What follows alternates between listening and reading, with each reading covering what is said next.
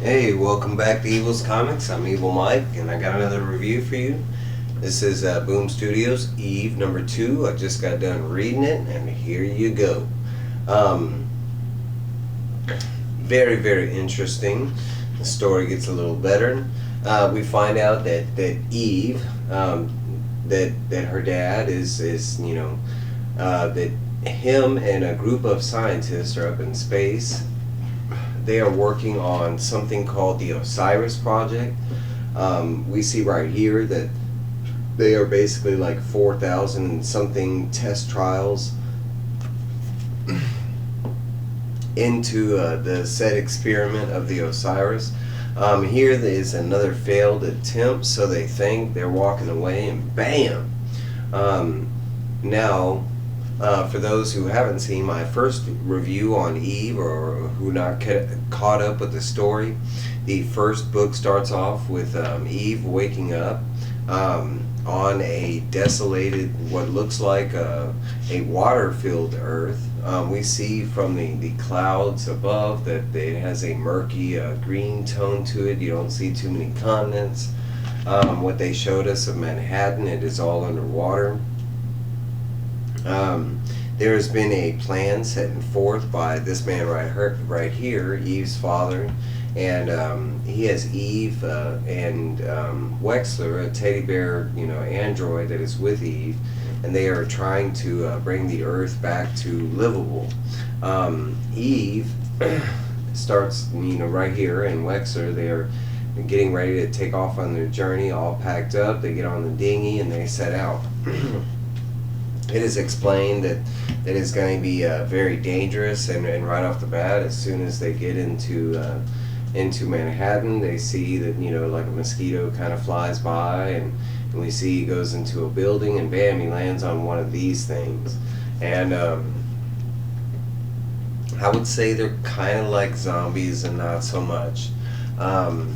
These things start falling from the buildings, because now they're activated. There's some food around, and basically the teddy bear kind of activates self-defense mode, and Eve is told to put on the crown. The crown is basically will help her breathe underwater in case the dinghy capsizes. They do show that Wexler in his self-defense mode, his attack mode per se, him fighting off these zombie type creatures.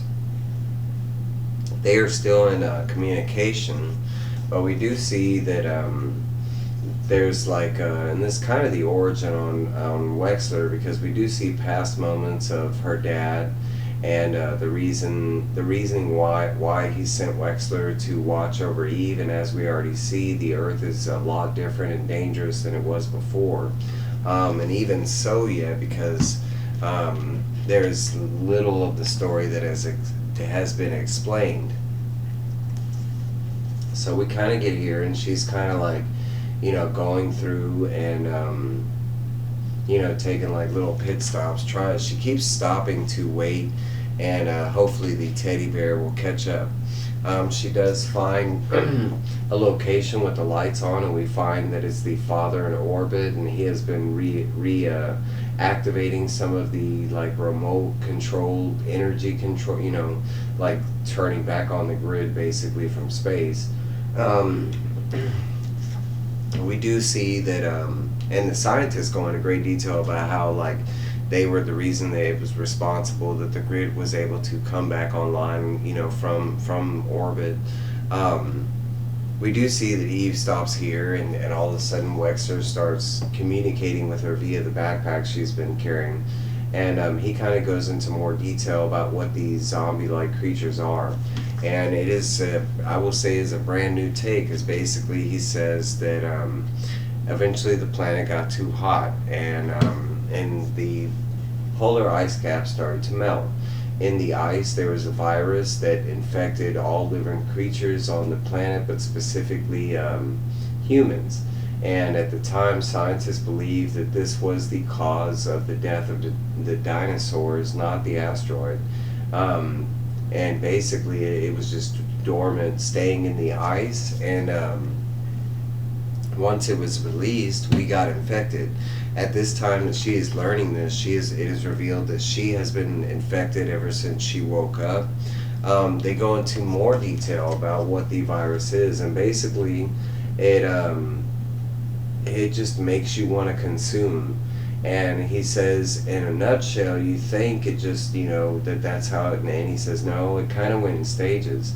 He says, first humans started eating all the animals, then after that it went to plant life, then after that we went into cannibalism, and then once we got done with that, he said it didn't stop there. He said, you think it would, and it didn't. He said, he said, that basically it went into consuming everything, where it was like brick and plastic and metal and other forms of stuff that we wouldn't naturally eat until basically you burst, which she kind of sees an example of this guy, and he's got like cell phones and all kind of different stuff protruding from him. So we see it as a different version of kind of a zombie. It puts you in a rage consumption mode, let's say.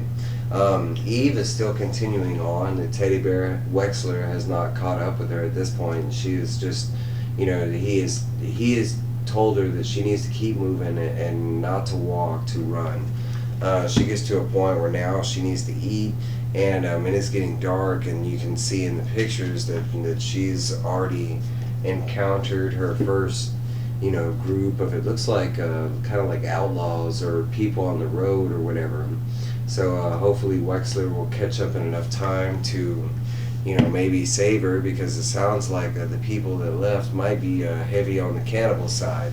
But again, I will say this, the art is amazing. The story so far is gripping. It does have the right amount of questions to keep me going to issue number 3, and then I'm guaranteed continue on with the series.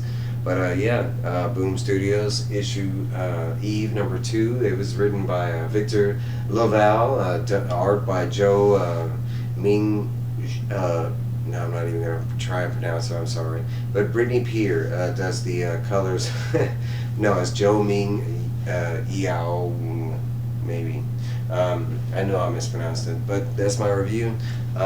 Like, comment, subscribe, and I will be back with another one. Alright guys, bye.